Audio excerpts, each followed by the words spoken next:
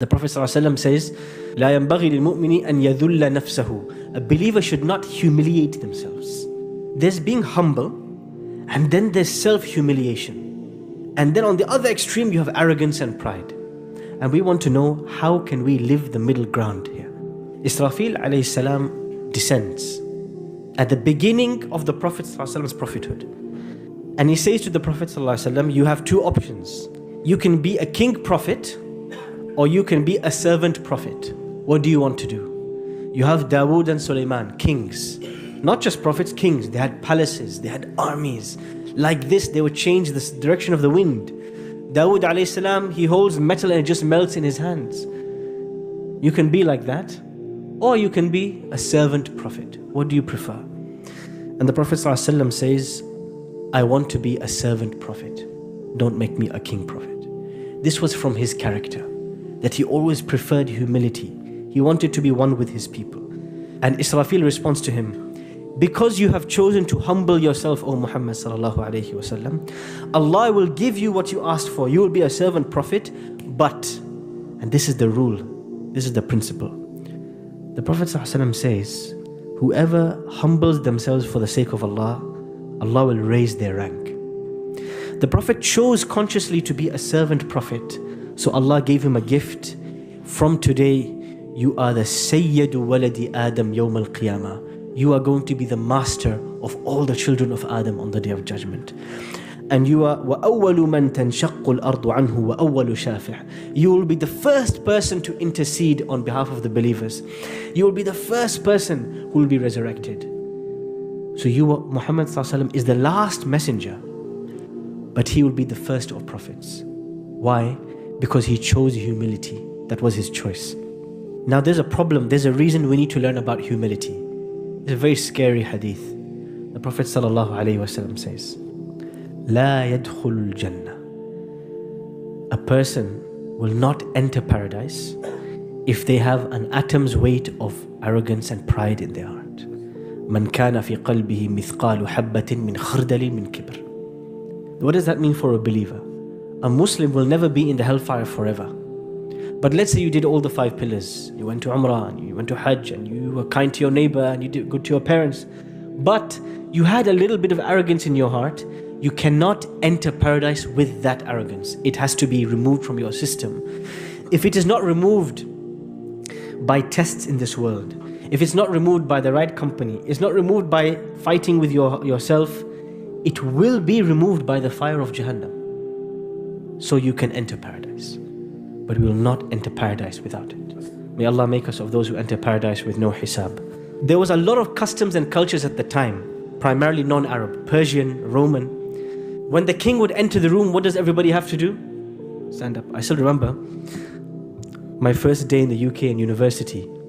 The professor entered the room, I stood up. Good morning, sir. All my colleagues were laughing at me. I realized here they called their professor by the first name.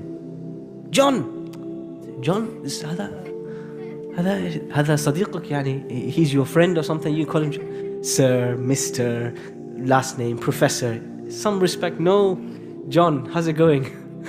Sheikh, I can't do this. Yes, we Indians, we like hierarchy. We like our classes and systems and respect and sitting and standing. Yes. But what amazed me when I heard the first time that the Prophet ﷺ entered the room and his companions stood up and he told them, don't stand up, sit back down. He said, this is what the Romans and the Persians do. This is not what we do. When I enter the room, do not stand up. And if you want people to stand up for your entrance, you have a problem. Why, you think you're special? You're not special. Let them stay seated. You go down to them. This is how the Prophet ﷺ would be in his humility. He would go down to people. One day he was sitting. One of his companions said, look, why don't we give you a platform to eat? He was sharing from a plate with a slave in his household, a servant in his household, sharing from the same plate. Someone said, look, why don't you have your own plate? And why don't you sit on a, place that's raised? So he says, Innama ana abd. Me and this person are the same. We are both servants. I eat like a servant and I sit like a servant. This was the nature of the Prophet ﷺ. There's also a way in his body language. When he would walk, Do you know how the Prophet ﷺ would walk? You can walk like this. Yes? With your back stretched out and your nose up in the air. And your physiotherapist will be very happy for your posture. He would walk as though he's walking downhill. When you're walking downhill, your head is a little bit lowered, right? You're walking downhill. And also you'll be walking a bit faster than normal. He would walk a bit faster than normal, and he would walk as though he's walking downhill. Lowered. When he enters Mecca, after 20 odd years of persecution from these people, he enters Mecca with his head bowed. He should have entered with his sword in the air, telling them, I'm here, I'm back for you. But he didn't. He enters with his head bowed. Why? The greatest humility is the humility you show to the people who don't deserve it from you. Everybody can be humble with their children, can be humble with their neighbor, humble with the shopkeeper. But the most difficult thing, that person you want to put in their place, somebody crosses you, somebody scams you, somebody has a bad dealing with you, and you want to show them, don't try this again with me. You want to humble them. To show humility to this person is the biggest test. When Allah subhanahu wa ta'ala tests your ego, somebody dents your ego, you think, you could scratch me anywhere, but you scratched me in my ego. I'm not going to let it fly.